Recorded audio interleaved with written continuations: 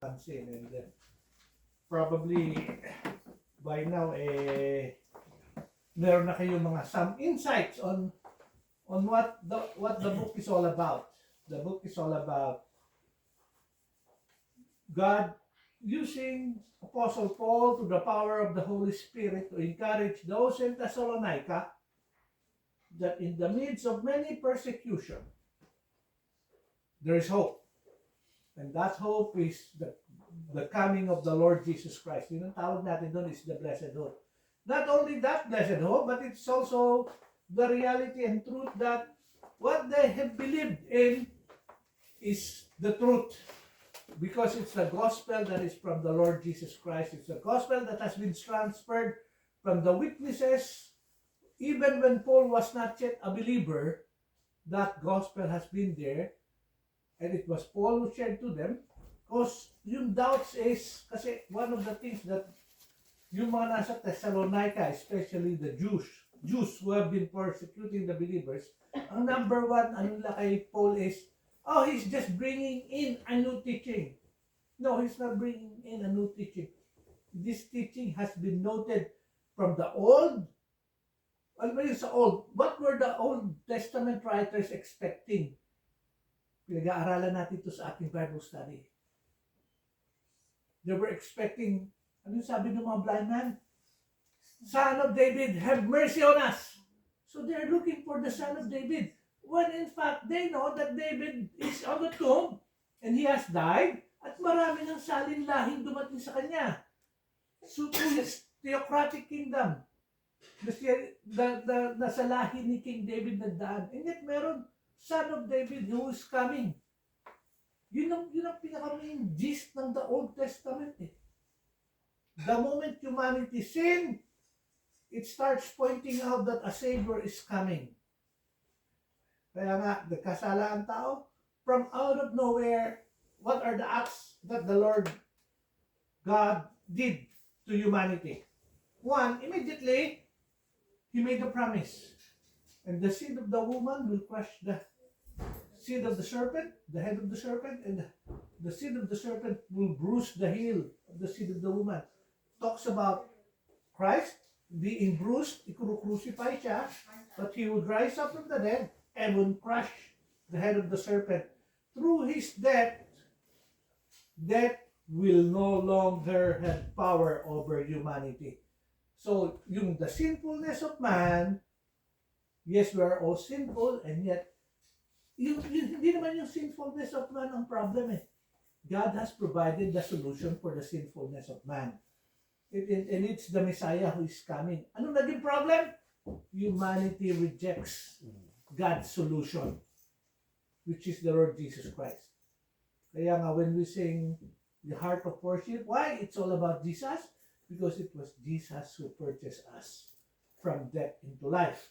So alam nyo ng Old Testament writers, every one of them is pointing to the coming Messiah. Moses was talking about, a prophet is coming just like me. Yung same prophet there, it's not about another Moses, but it's a picture of Christ coming. And He is the one who will make us free from sin and death.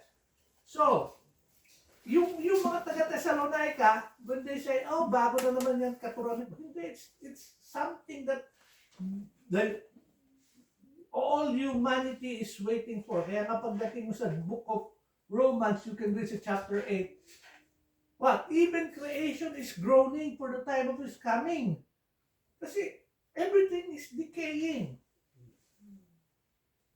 Akala ng tao, kaya humanity has so many ways of presenting another different truth as from the real truth sa Bible. At kaya meron tayo ditong global warming, climate change, kung ano-ano. Kasi nga nagdidikaya ang mundo. Nagkaroon na nga po tayo ng Ice Age way back. Yung result ng Ice Age was because of the flood. It's a cycle of life. And it's under God's control. It's not millions of years. It is within the year that the Bible has said. It has not changed. May panahon na napakainit. Kung taga Pilipinas ka, sinabi mo na, oh, para ng impyerno to. 52 degrees! Di ba? Nung nag-start maka-experience sa mga tao, nire-record na yung heat wave. Ang hirap naman ng buhay. Ito, climate change na to, mainit na. Pero pag nag-winter, pag nag-change, season po yun eh. Ganun nilikha ng Diyos sa mundo eh. The moment you understand that summer is coming, after summer, there would be what? Autumn. Sa ating mga nandito sa either sa western world, kasi yung nasa tropics, hindi dalawa lang naman ang weather nila doon. Tag-init, tsaka tag-ulan. Tayo may 4. Pero sa cycle na yun, alam natin na mangyayari. After ng tag-init na to, mag-i-spring tayo. Ay, taglamig na to, mag-i-spring tayo. Kaya nga pinag-uusapan natin, magkakaroon na naman ng hay fever. Bakit nagkaka-hay fever? Panahon na ng tagsibol. Pag nagtatagsibol, maraming mga pollen. Yung mga pollen na yun ang pumapasok sa ating mga system, nagpapa-atching-atching sa atin. Questioning him. Yun yung cycle of life eh. And it has not changed. It was that way before. But what has changed is God creating a perfect world. But when sinfulness of man came in, we were kicked out of the garden. But we were never helpless. Why? Because God has a plan. Sa Genesis pa lang, unang-una nga, the coming of the Messiah. Pangalawa, yung pagpapakita ng Diyos of what? Humanity, through Adam and Eve, started to cover themselves with what? Pag binasa niyo yung Genesis, it's so wonderful. Ang ginawa nila, they sowed what? Leaves to cover themselves up. Di ba? Mababasa niyo yun eh. Nakita lang, oh, they were naked, so they sowed leaves to cover themselves up. Pero pag binasa niyo yung Bible, God provided a better way. Ano? He killed an animal. Di pa uso yung pagbili-bili ng mga modern na ngayon. Gusto ba na mainit? Wool, di ba? So most likely sheep's clothing yan. Tinanggalan. Nag-shed ng blood ng Panginoon para i-cover yung tao sa kanilang nakedness. It's a picture of, again, God providing. It is God who provides solutions. Never yung humans. Akala kasi ng tao, they can provide solutions sa buhay. Hindi. It is God who keeps on providing. Kinover niya. Bakit hindi pwede yung lips? Bakit hindi pwede yung lips na pang-cover mo lang? Ha? Hindi. Siyempre, of course, yung may picture of blood kasi sa death of an animal eh. Pero there's no permanence. Hindi ka pwede i-float ng leaves the whole time. And there would be times na masyadong malamig, the leaves would not be enough. Kaya yung provide ng Diyos na solution to humanity, even sa Genesis, is enough. And it's also a picture of what? The coming sacrifice. Lahat na yun, pointing to the coming of the Lord Jesus Christ. At sa Thessalonica, they were saying, oh, he was just presenting something new. No. He is presenting the truth. Kaya yun ang, pag binalikan nyo, yung 1 Thessalonians chapter 1, yun yung main gist. At yung pinaka-main point niya is this. And to wait for His Son, the Lord Jesus Christ from heaven, whom He raised from the dead, even Jesus, who delivers who? Us. From the wrath to come. He is going to deliver those who are in Christ Jesus. Last week, sa ating pag-worship, we talk about the church, a witness to the world. Tayo, the body of Christ. O, paano magiging witness yung church if it's a building? O, mayroon malaki kang parang gusali, but that's not the church. It's the building. The church is you and me. We are witnesses. Kaya, di ba, in-explain ko pa, what's a witness? Witness are martyrs who are willing to die for the truth. Why? Because those in Thessalonica knows the truth. And the truth is who? Jesus Christ. Because He is the way, the truth, and the life. No one comes to the Father except through Him. So, ito yung mga pinag-aralan natin the last time.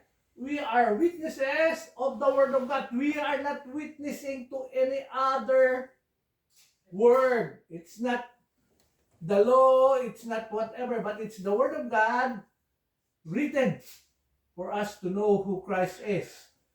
And the moment we put our trust in Him, we are saved. Pangalawa, we are witnesses not of dead idols. I talked about this the last time. About yun ang humanity. Even the Israelites, they were looking for something that is tangible. And what did they do? They molded a golden calf. This is what freed you. Eh, bakit golden calf? Ba't naisip niyo ba bakit golden calf? Ang hilig nilang gawin? Kasi when they were in Egypt, yung mga calf, yun naman yung usually ginagamit nila sa pag-aararo. Sa Pilipinas lang naman yung kalabaw eh. Sa ganung world, karamihan baka o calf ang ginagamit. At sa Egypt, wino-worship nila yung calf. Wino-worship nila ang frog, wino-worship nila ang Nile River, wino-worship nila ang araw, ang weather, lahat. Marami silang gods. So, nung nandun na sila sa Mount Sinai, they started looking for a tangible object. Ginawa nilang gano'n. Who is the calf living? No. Sila may gawa nun eh. But we are witnesses serving who? The true and living God. And God, by His grace and love towards us, sent His Son for us. So, yun ang ating ano. And tayo as witnesses have a blessed hope. What is your blessed hope? Because Christ is coming. And when He comes, we will be with Him forever. Okay? So, yan yung ating message last Sunday. So, supposedly, ito yung last verse natin last Sunday, but I didn't read it kasi kung mapapansin nyo, binaligtad ko yung sequence ng ating message last Sunday. I started from verse 10, then went back. Pabaligtad yung ginawa ko. Meron tayong blessed hope, that's why we can be witnesses. Ito yung ating last verse, and we will read this. Sabi ko, pag binasa natin ito, we will know why we have that blessed hope and why we should live for Christ. Yet in all these things we are more than conquerors through Him who loved us. For I am persuaded that neither death nor life, nor angels, nor principalities, nor powers, nor things present, nor things to come, nor height, nor depth, nor any other created thing shall be able to separate us from the love of God, which is in whom? In Christ Jesus, our Lord. Oh, diyan lang marami na tayo na. But I want you to memorize that. Kasi this would speak a lot of realities sa ating mga buhay. Anong unang-una? Verse 37. Yet in all these things, we are more than conquerors. Ano ba yung ibig sabihin ng more than conquerors? We are victorious. You are not hoping to win. You are already winners. Di ba? Pagka makikipag ano ba mga event ang mga uso ngayon sa mga kabataan natin sa school? What are the events that you try to win? Do you have quizzes in school where assessment na ano, kasi New Zealand hindi sila medyo dito hindi uso dito yung ako 100, ikaw ilang grade mo? 77 ka. You're so poor. Winner ako. We don't have that. Not in the Philippines. In the Philippines, it's always about, school is always about competition. Not only in the Philippines, mind you. Sa China, sa Korea, sa Japan, talagang ang pag-aaral doon, pukpukan. Kaya pagka ikaw, umuwi ka sa school at sabi ng teacher mo, "Oh, why all red?" Oh, di ba? Sino nag-aaral ako? Pagka red yung back mo. Nako! Pag nakita ng nanay, "O, ba't ka rin kulay pula, anak? Ano nangyari?" "Ano nangyari, Nay? Tuwan-tuwa yung teacher ko. Pulang-pula yung nilagay niya. Napakagaling ko daw." Hindi po pagpula, ibig sabihin you're not doing, bagsak ka! Dito kasi walang ganun sistema. We don't have it here. And you're blessed. You can go on your own pace nyo. Kung mabagal, okay lang. Oh, I did not do my homework, okay lang. Not in the Philippines. If you don't do your homework, face the wall. Kaya ako, masaya ako, parating face the wall. Nung nasa Pilipinas ako, I just hated my teacher's face. Kaya nandito lang ako sa wall. That's how it is. So, pero a believer, he is not just sana maging victorious ako. Kundi, you are already victorious. Kasi yung salitang more than conquerors, ang pinanggalingan nun is yung salitang Nike. Para maalala nyo, yung Nike, yung sapatos baga. Ikaw, nakasuot ka ng Jordan, may shoes yun, di ba? Nike means victory. When you say victory, di ba yung check na gano'n? Doon na kinuha yan. Ang Greek word nun is Nikao, kaya Nike. Nikao. Yun ang pinaka-Greek nun. Kaya Nike yung nilagay nila. Swoosh. Kaya yun ang original nun. Yung just do it, huli na yan. Mabata na kayo ng just do it eh. Nung unang-una pa, ang tagline ng Nike, Nike means victory. Eh yun ang ibig sabihin nun. You are hyper-nikaw. Yung conqueror. Ang mananampalataya, yun ka. You are more than victorious. Kung baka sa iba pang hyperbole, you are, hindi na lang ikaw, more than conqueror. Overly victorious. You, talagang, yung salitang, oh, ikaw na ang winner. Ikaw na ang panalo. Yun talaga. Ikaw, yung mananampalataya, siya na talaga yung panalo. Bakit? Dahil na kay Kristo siya. Bakit ikaw talaga ang panalo? Kasi, sabi ni Paul, ano? Shall be able. Ano yung shall be able? Ang dami niya nilista. Death, life, angels, principalities, or mga demons, nor things present, what's happening now, or whatever things that may come. The future. Height, depth, or any other created thing, what? Shall be able to separate us from whom? From the love of God which is in Christ Jesus. Yun, kaya ka victorious. Kaya ka overwhelmingly winner. Dahil kay Christ, hindi dahil sa'yo. Wala ka role. Pinagpala ka lang dahil na kay Kristo ka. So hopefully we understand that. And because of that, ngayon papasok sa chapter 2 si Paul. What are the things that a believer or a person who is in the church should do? Ang pinaka-theme ng verses 1 to 10, if I'm not mistaken, or 1 to 12, is caring for the church. Now that you are this, si Paul mismo, kasi ang picture na ito si Paul, paano niya ginagawa yung how does he care for the ministry? How does he care for the church? Ito yung picture ng tayo, how do we care for the church? How do we show that we really value the victory that God has given us? Or we just take it for granted? Pagka alam mong panalo ka na, ano ka? Complacent na. Relax na tayo, panalo na daw tayo. Hindi po yun ang tinuturo sa atin ng Biblia. Dahil panalo ka na, mamuhay kang wagi. Hindi ka pwedeng panalo ka na, mamuhay kang talunan. Kabaligtaran yun. Kundi dahil panalo ka na, mamuhay ka ng wagi. Oh.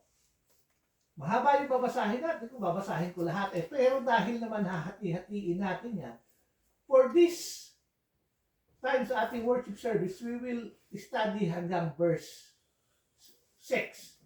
Then next week, or wala pala ako next week, dahil nasa West Coast ako. The week after, we will study verses 7 to 12.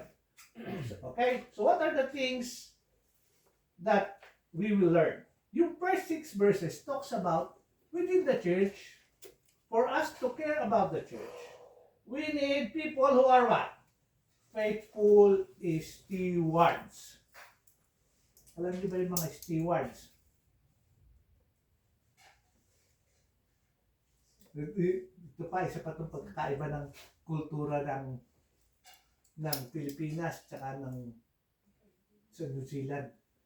Si Crisel, tsaka ito si Kate. Kung sa Pilipinas ito lumaki, ang unang pangarap nitong dalawang to sana ako'y maging flight stewardess. Tawa si Swain. Si Swain, ba't ka natawa? Di ba totoo yan? Sa pangarap nila yan. Kasi pag nakita ng mga bata, mga high schooler sila, nakita lang yung first time sila magtra-travel, say, pupunta sila Hong Kong, makikita lang yung mga flight stewardess. Paano yung mga posturong gano'n, mga antindi gano'n. Dito lang ako sa New Zealand, nakasakay ng flight stewardess, dumaan sa pagitan ng Siliya Mga diba? Si Sis Malo, alam niya na kagad, gano'n kagad. Diba? Yun ang picture. Si Sis Lani, alam niya yan di ba? Pinangarap mo rin ba yan, Sis Lani? Di ba? Kulang sa height ko yun. May height requirements diba? pa. Height requirements. Pleasing personality. Diba? Pleasing personality. Mga gano'n, yun ang mga pangarap ng mga bata sa Pilipinas. Believe me, a lot of those young girls in the Philippines, one of the things they wanted to be is maging steward. Pero the steward is what? And what is the task ng steward? Di ba? Good morning, sir. Welcome aboard. Di ba? Nag-grade ka. Sineserve mo sila. You help the passengers. Mabigat yung bag ng passenger. Mas malaki pa sa'yo. Ikaw, sundo mo ka sa ilagay. Di ba? Pagka dumaan ka sa kanya, sir, we're offering, di ba, na gano'n? Anong ibig sabihin nun? Maganda yung trabaho and yet you are serving. Hindi yung pwede yung steward na, I am the flight manager of this flight. You listen to me. Hindi. Nakarinig na ba kayo sa aeroplano nun? This is Arnold speaking. I am the flight steward. You all listen to me. No snacks and no drinks today. Thank you. Hindi. Pagka yun ang sinabi mo, si Santi ka, mag-offer ka, you try to speak as parang pleasing as much as possible. Ako, nakasakay na ako ng aeroplano rito. Galing ako Auckland Nag-training yung isa. Nagsalita siya, sinabihan siya, narinig na, yung ako, 1A ako Nasarapang ko siya Nung magsasalita na siya, sabi nung flight manager, you do it so you can get trained. Nung magsalita siya, nagkabulol-bulol na siya, hanggang sa natawa na lang siya, nagkatawanan na lang kami lahat sa aeroplano. Sinalo siya ng Kasi hindi pwede. When you do the task as a steward, you are what? Representing yung Air New Zealand as a company. And your main purpose is not to be served, but to serve. Kaya, greetings, maski nga yung pagbaba mo. Thank you very much for flying with us. Lahat ganun Yun ang role. Yun dapat ang role natin, mga mananampalataya. Why? Kasi we're ushering them to the kingdom of heaven. We're telling them that there is hope in life. Actually, when you become a believer, servanthood is always part of being a believer. We don't become a believer and then we start being the boss. Remember, Paul is taking the example from the Lord Jesus Christ. When the Lord Jesus Christ came in, ano sabi ni John? In Him, all things were created. For Him and by Him. And yet when he came as what? As a servant. Coming in the very form like us and yet willing to die for us. Yun ang Panginoon. So si Paul, when he came to know the Lord, ano sabi sa Acts? Meron siyang letter from the high priest. Parusahan lahat ng mananampalataya. Eh naging mananampalataya siya. Yung nagpaparusa, sila rin ang pinaparusahan. But did he surrender? No, he continued on living for the Lord. Why? Because yun ang calling niya sa service. To be a minister for the Lord. To be a faithful steward. We are all faithful stewards. And hopefully, the Lord finds us faithful. Oh, so yun yung ating pag-aaralan. Still, mahaba pa rin basahin. Alam mo, mahirap. Hindi rin ako ganun galing magbasa. Pare-parehas lang tayong paputol-putol magbasa. Kaya masaya ako when I hear people read, katulad ni Sis Lani ng Tagalog. Talagang pinakikinggan ko lang, nagagalak na ako, tsaka si Sis Wen. So, hahati-hatiin ko na lang and we'll take it verses. Okay? So, ano yung the first few things that we must understand? When we talk about servants, ito yung magandang example mababasa natin sa Luke chapter 16 verses 1 and 2. He also said to his disciples, so this is more like a parable. And he was talking about a parable. There was a certain rich man who had a steward. Picture in your mind. Certain rich man, meron siyang steward. Meron siyang tagapamahala. Stewards can be both ways. Stewards can, tagapamahala ka, and yet you also, kanino siya nagseserve? The steward has to serve who?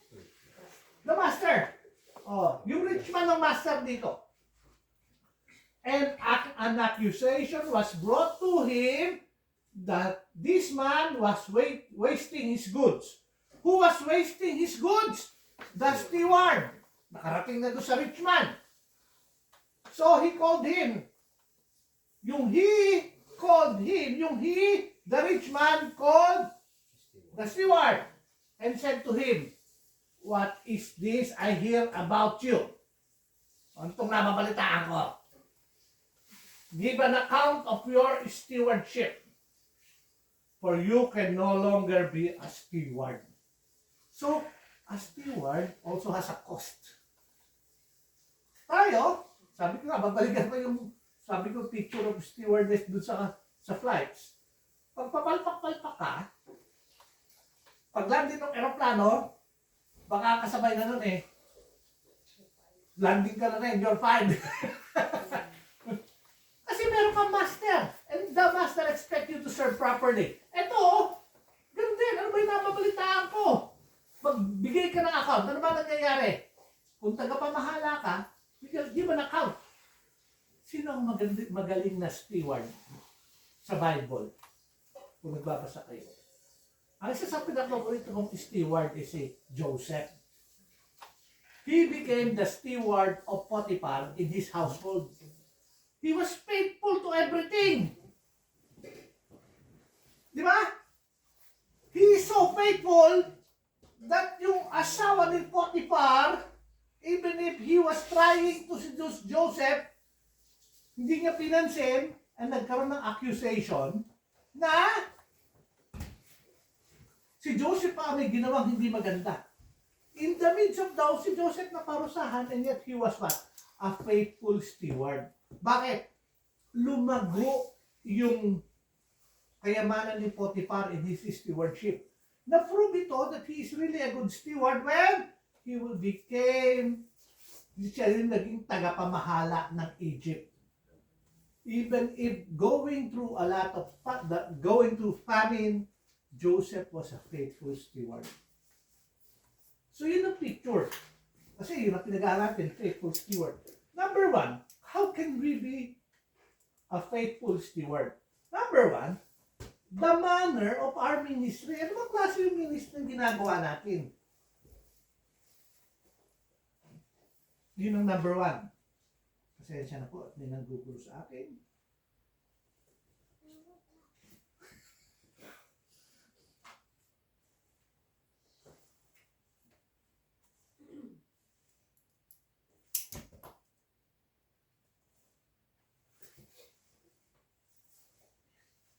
Yan. The manner of our ministry. So, saan natin kukunin to? This is Paul talking about himself sa kanyang ministry. For you yourselves know, brethren, that our coming to you was not in vain. But even after we had suffered before and were spitefully treated at Philippi, as you know, we were bold in our God to speak to you the gospel of God in much conflict. Yan. Oh, medyo mahirap siyang unawain. What is Paul trying to tell those in Thessalonica? For you yourselves know, brethren, that our coming to you was not in vain. Pag ikaw ang iniisip mo na kung yatang pinakinggan namin kay Paul is parang walang kabuluhan. Tama ba yung sinunod namin? And yet Paul will remind them that when he came, his coming was never in vain because he was proclaiming the true gospel in the midst of sinunod niya. But even after we had suffered before and were spitefully treated at Philippi, ano ba nangyari sa ministry ni Paul sa Philippi? Binugbog, ikinulong. Paano sila nakalaya sa Philippi? Acts chapter 16. Nakakulong sila. Imbis na magreklamo si Paul, Lord, ba't mo ako pinabayaan at nakakulong? Nagbabahagi ako ng mabuting balita. Binugbog, nakakulong, nagkantahan at nagpuris Panginoon sa loob ng kulungan. Nagkaroon ng malaking earthquake, nabuksan lahat ng tarangkahan, laya sila. Pero matapos kang bugbugin. Nung nalaman nila yung binugbog nila, Roman citizen. Si Paul is a Roman citizen. Hindi mo pwedeng bugbugin lang dahil gusto mong bugbugin kahit na gobyerno ka. A Roman citizen has a right of fair trial. He was not given a fair trial. Anong gustong gawin ng government ng Philippines? Pwede ba, quietly, umalis ka na lang dito kasi hindi, mag-sorry kayo sa akin. You should know that I have not done anything wrong. And yet sa kabila nun, bugbog. Pagdating na ng Thessalonica, walang puwang si Paul na mabubugbog na naman ako dito. He continues on his ministry. Patuloy. Walang pagmamaliw na magbabahagi pa rin ako ng salita. Binugbog ka, kinulong ka sa Philippi. Pagpunta mo ng Thessalonica o dadaan ka ng Apollonia, magpapatuloy ka pa ba? Siguro sa malamang ko ako yun. Ayoko na. Nabubugbog eh. Kinukulong. Katulad ko, kung panahon na yun, Roman citizen ako. Alam niyo ba, yung sa kumulong kay Paul is nung tinanong siya, how did you get your Roman citizenship? Nasa Bible to eh. Nung sumagot si Paul, I was born a Roman. Ibig sabihin, natural born Roman si Paul of Jewish line. Jew siya, pero born as a Roman. Nung pinanganak siya sa Tarsus, alam mo, sabi ng opisyal, ako binayaran ko yung pagiging Roman citizen ko. Yung nagparusa nga, mas hindi siya deserving magparusahan si Paul. And yet, tingnan mo mga scenarios. Kung ako yun, ganon, yari ka, tanggal ka na sa pwesto mo ngayon. Babalikan kita.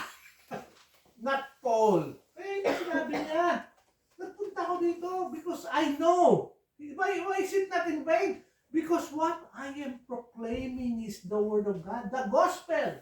You know, we were bold in our God to speak to you the gospel. Even in much conflict, maraming tumutuligsa, maraming kumakalaban, pero patuloy si Paul. Yun ang manner ni Paul. Hindi siya yung nangayaw. Ewan ko sa atin. Baka pag nagsabi tayo, baka gusto mong makilala ang Panginoon, magawa tayo ng flyer, we start giving. Nahihiya ako, baka ayaw niya. Hindi natin katulad si Paul. Anong manner natin? Kaya ngayon, manner of our ministry. Are we going to pattern it the way Paul would do it? Sa kabila ng mahirap, patuloy. Hindi nangangayaw. Kasi alam niya yung ginagawa niya. Ginagawa niya is galing sa Panginoon. Yan, no? Ito yung mga naunang mga apostles. Before Paul, these were the first apostles. Itong istorya na ito, si John tsaka si Peter. They went up to Solomon's colonnade. They healed a man who is crippled, and they told him, in the name of Jesus, rise up and walk. Ngayon, nakakaproblema yung mga council. Ano gagawin natin sa mga taong ito? And this is what they planned. But so that it spread no further among the people, let us severely threaten them, that from now on, they speak no man in this name. Ito ang plano, verse 17. Para hindi na kumalat. Kasi buong lugar nakarinig na nagpagaling sa pamagitan ng pangalan ng Panginoong Hesus. Gusto natin matigil na to. Ha? Anong gagawin? Let us severely threaten them, that from now on, they speak no man in His name. Huwag nyo nang pag-usapan ng patungkol kay Kristo. Yun yung name na they hated. Verse 18. So they called them, tinawag si Peter at si John, and commanded them not to speak at all, nor teach in whose name? In the name of Jesus. But Peter and John answered and said to them, whether it is right in the sight of God to listen to you, pakikinggan namin kayo. Di ba? Parang kung sa lingwaheng Tagalog, anong ibig nyo sabihin? Kayo, pakikinggan namin. Kasi pinatitigil nyo kami. Whether it's right in the sight of God to listen to you more than to God. Ano ibig nyo sabihin? Kayo pakikinggan namin at hindi ang Diyos? You judge. Kaya isipin nyo. For we cannot but speak the things we have seen and heard. So when they had pardoned them, they let them go, finding no way of punishing them because of the people, since they all glorified God for what they had been done, what had been done. Yun yung picture ng mga taong their manner of ministry is focused on God, not on men. Pagkabasa na, tumigil ka na. Tigilan na. Kasi yung sineshare mo is the truth. It's the gospel of salvation. Brethren, I do not count myself to have apprehended. Even Paul, hindi ko na gagawin yan. Kasi, ako si Paul Alam niyo na, okay na ako. Hindi. Paul never said that. But one thing I do, forgetting those things which are behind and reaching forward to those things which are ahead. Hindi niya ginagamit yung mga nakalipas niyang mga victories. Maghina ako, okay na ako, kumpleto na. Hindi, patuloy. Bakit? Why? I press toward the goal for the prize of upward call of God in Christ Jesus. Anong prize? He was looking for the crown. Not salvation. He was looking for the upward call. It's something that is for him. That is promised. The crown of righteousness, the crown of glory that is given to those who are faithful in Christ. Yun ang gustong gawin ni Paul. Hindi niya to attain salvation. Alam niya yung salvation in Christ Jesus Ganun ba yung manner of our ministry? We're targeting, looking unto Jesus. Kahit sa kabila ng maraming pagsubok, yun ang manner of ministry ng faithful steward. Focus never changes. It's God and the gospel so that people can be saved. The message of our ministry. Ano ba yung message ng ministry ni Paul? For our exhortation did not come from error. Yan ang first portion. Okay. So yung aming mga ibinabahagi, hindi sa, when it says error, hindi lang kung saan nagmula. This has been passed on from the very witnesses of the Lord Jesus Christ. And this has been passed on even from the Old Testament. This is what we've been waiting for. And the Lord has come and yet we reject it. In a sense. Oh, bakit? Sabi ni Paul sa Romans, chapter 1, verse 16-17. For I am not ashamed of the gospel of Christ, for it is the power of God to salvation to everyone who believes. For the Jews first and also for the Greek. For in it the righteousness of God is revealed from faith to faith. That is written, the just shall live by faith. So this gospel is not from anyone else. Huh? It is the power of God revealed in the person of the Lord Jesus Christ. And if anyone believes in the Lord Jesus Christ, there is salvation. Why? Because salvation is through faith in Him. And us, who have now become made righteous, we shall all live by faith. Kasi the message never changes. It is the message ever since. It is from God. It is not from anyone else. So it's not erroneous. Walang error. Huh? So we should not be ashamed. This is, kung mayroon ka gusto i-underline dito, I'm not ashamed of the gospel of Christ. Because it is from the Lord Jesus Christ Himself. Oh, what is the gospel? Ito, inulit na naman ni Paul. 1 Corinthians 15:1-6. Moreover, brethren, I declare to you the gospel which I preached to you, which also you received and which you stand, by which also you were saved, if you hold fast that word which I preached to you, unless you believe in vain. Kung talaga nananampalataya ka, then you are saved. For I delivered to you first of all that which I also received. Hindi naman niya, hindi ito katang-isip ni Pablo. This is also something he received. Where did he receive it? Road to Damascus, when the Lord met him.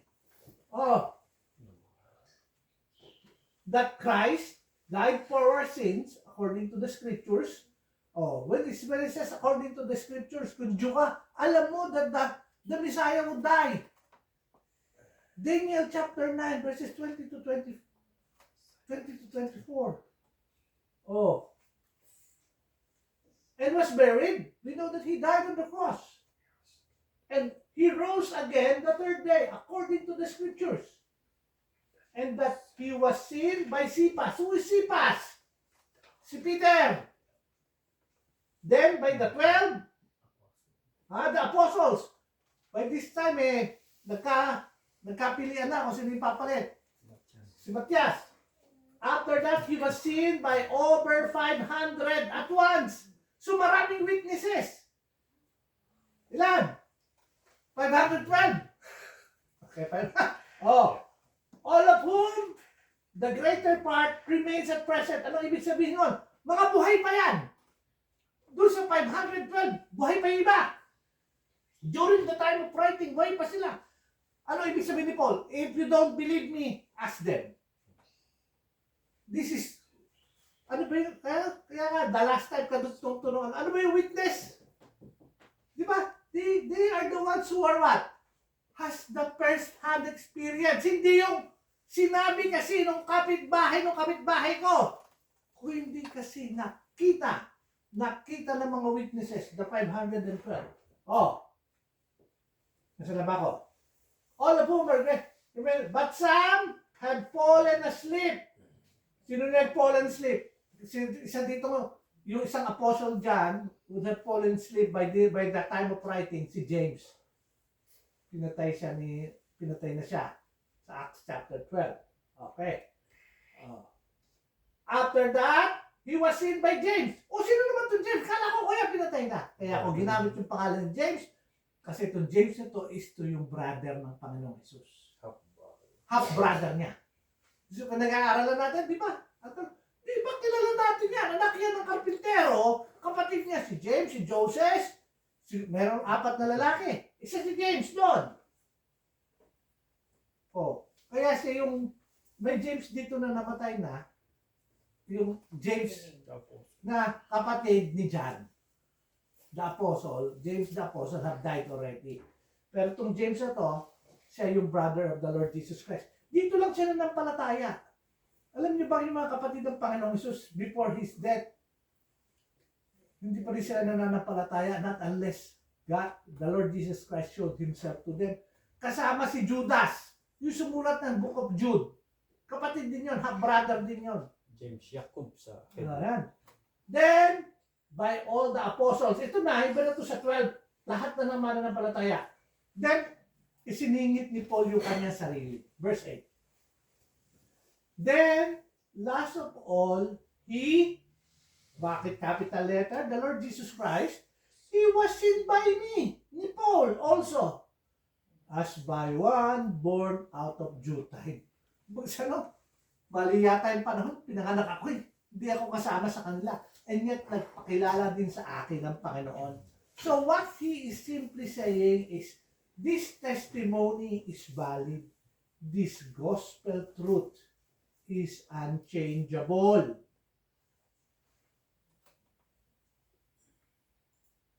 Ano pa? The motive of our ministry. Anong motibo mo? Si Paul, his motive is not for selfish ambition or what? Or para, ito sabi niya, verse 2, chapter 2, verse 3, or uncleanness, or was it indeceit? Nag-preach ako, hindi para makapandaya o makapanloko. Kasi maraming nag-preach para yumaman. Si Paul, hindi niya na sana kinailangan mag-preach, mayaman na siya dahil pariseyo na siya eh. Pagka pariseyo ka at ikaw na yung nasa asang pwesto, tiba-tiba ka na. Bakit? Kuya, ala ko ba mga priest lang yun? No? Wala pong government ang Israel during this time. There was an empire who is in control. There was a Roman governor, but there may katapat silang religious system being run by the high priest. Kung bahagi ka na itong religious system, kayo yung may hawak ng kotong sa templo. Di ba yun? Yung pinalayas sa mga ito. Nakaskita na ito. Tapos hindi nga nila gustong bigyan yung kala mga magulang, kaya meron silang sariling style, meron silang korban. Hindi na kami pwede magbigay sa aming magulang kasi kami mga pariseyo, meron kami sariling korban. Yung ibig sabihin nun, tinatago namin yung pera para sa aming mga sarili. Si Paul hindi niya kailangan gawin yun. Hindi. No. Walang pandaraya. Ang hiling lang niya is makakilala ang tao. Yun lang desire niya. Sabi niya sa Philippians, chapter 1, 15 to 17. Some indeed preach Christ even from envy and strife. Maraming kainggitan. Gagamitin ang pangalan ng salita ng Panginoon, pangalan ni Kristo. Pero sa panggugulo, sa tinggit, also from goodwill. The former preach Christ from selfish ambition, not sincerely, supposing to add affliction to my chains. Kasi nung panahon na yun, maraming mga tao. Sige, gayahin natin si Paul, mag-preach din tayo. Para walang sumunod dyan kay Paul na yan. Personal, yung atake kay Paul. And si Paul hindi. When he preached from goodwill. Walang kailangan na ibayad sa kanya, walang kailangan siya mapakinabangan. Ang gusto niya lang maibahagi ang salita ng Panginoon. But the latter, kaya parating kinukumpare niya yung mga false teachers tsaka sa kanya. But the latter, which is about Paul, out of love. He does it out of love. Knowing that I am appointed, anong appointment ni Paul? For the defense of the gospel. Kuya, wala na si Apostle Paul. Kaya nga nandito na tayo eh. Tayo na. We're the ones appointed to the gospel. Why? Kasi meron na tayong word of God. We know what the Lord wanted us to do. That's why we study the word of God eh. Kaya yung our mode of ministry, our motive of ministry, should also be just like Paul. Not out of deceit, not out of error, not for ourselves, but for God. Why? Because we have been appointed. After Paul, who's going to follow? After 2,000 years, the gospel is still alive. And we have to preach it. Tayo, nasa atin na. Ang bola, kung gusto, pinasa na sa atin. Ano, i-dribble mo? O ipapaagaw mo? It's up to you. It's up to us. The method of our ministry. Yan. Lastly, ito yung lastly. Hindi na tayo matatapos. But as we have been, what are you going to do the ministry? We have been approved by God to be entrusted with the gospel. O, pinagpatuloy na naman ni Paul. Kanino yung entrust ang gospel? Sabi ni Paul, we. What's he saying? But I have been. Sinabi niya bang I? Or we? Di ba we? As we. All of us. Those in Thessalonica, you have been approved by God. To be what? To be entrusted with the gospel. As me. Kaya sabi niya, as we tayo. We have been approved. Even so we speak. Well, when we speak, what do we do? Do we speak to please man? No. But God who tests our hearts. We do it not to please man, but to please God. Verse 5, for neither at any time did we use flattering words. Yung binabahagi natin, hindi pambobola. What daw? Kasi mabuting balita ito, hindi siya pambobola. As you know, not a cloak for covetousness. Ano yung cloak for covetousness? Marami kasi nag-preach. Nakatakip sila gano'n, pero pag nanasa nila, kunin yung, kumbaga sa ano, parang ano to eh, train na mga mandurukot sa Quiapo. Dalawa sila. Yung isa babanggain ka. Gaganon ka ngayon. Pag ikot mo yung kabila, gaganunin mo. Hindi mo pansin. Naka-cover, naka-cloak. Parang may invisible cloak. Pero talaga nakatago, rin nakatago. Pagkainggit, covetousness. God is witness. Alam ng Panginoon yung puso mo, nagme-ministry ka. Ano, para pakabig? O para ibahagi ang mabuting balita na inintrust sa'yo? Verse 6, nor did we seek glory from men, either from you or from others. Even sa Thessalonica, hindi nagbahagi si Paul doon para pa-impress siya. Sikat ako. Kaya nga, kuminsan pagka ma-attend ako ng mga church at marinig ko yung mga salitang, nung ako nga hindi po nung ako, nung si Kristo'y namatay para sa iyo. Siya yung nagdusa, hindi ikaw. Huwag mong palitan ng Panginoong Hesus. Huwag mong itaas ang iyong sarili. Dahil si Kristo lang ang may karapatang maitaas. At karamihan ng tao yun na gusto. When we might have demands as an apostle of Christ. Si Paul mismo, he can demand something. Apostle Paul ako kung ano, ito yung tarheta ko. Di ba, maraming nagtuturo kasi maraming calling card, wala namang calling. Ako si ganito. Hindi. Walang demand. Why? Because we are all what? Approved by God and entrusted with the gospel. That is something that we have to preach. It's not about us. It is not to please others. Yun ang motive dapat natin. It is what? To please God who sees our hearts. So, 4 things. Yung motive natin, let us review. Yung method natin, yung message natin, at yung manner ng ministry natin. 4 things. All in example ni Paul para sa atin. Remember, there was a time, imitate me as I imitate Christ, sabi niya kay Timothy. Same way for us. Kuya, hindi na kami kapahagi dyan. Hindi ka ba niligtas ng Panginoon? Kung niligtas ka ng Panginoon, may bahagi ka. Mamuhay ka para sa Kanya. Let's pray. Our Heavenly Father, we praise you and thank you, Lord God, for this time. Dalangin kong patuloy na sa aming paglago, paglawak ng aming pagkakilala sa inyo, bigyan nyo kami ng mga pusong magsisilbi hindi para sa aming mga sarili, kundi para sa kalwalhatian mo, para sa mga tao'y makakilala ng kaligtasan na masusumpungan lamang kay Kristo Jesus. Tulungan niyo, Lord, kami maging bold and not be ashamed of the gospel because it's the power of God for salvation. Help us, Lord God, sa aming daily walk to be preachers of your word, and when people see us, they would have an opportunity to see Christ in us. We praise you and we thank you, Lord God, for this time. All these things we pray in Jesus' name. Amen. Amen.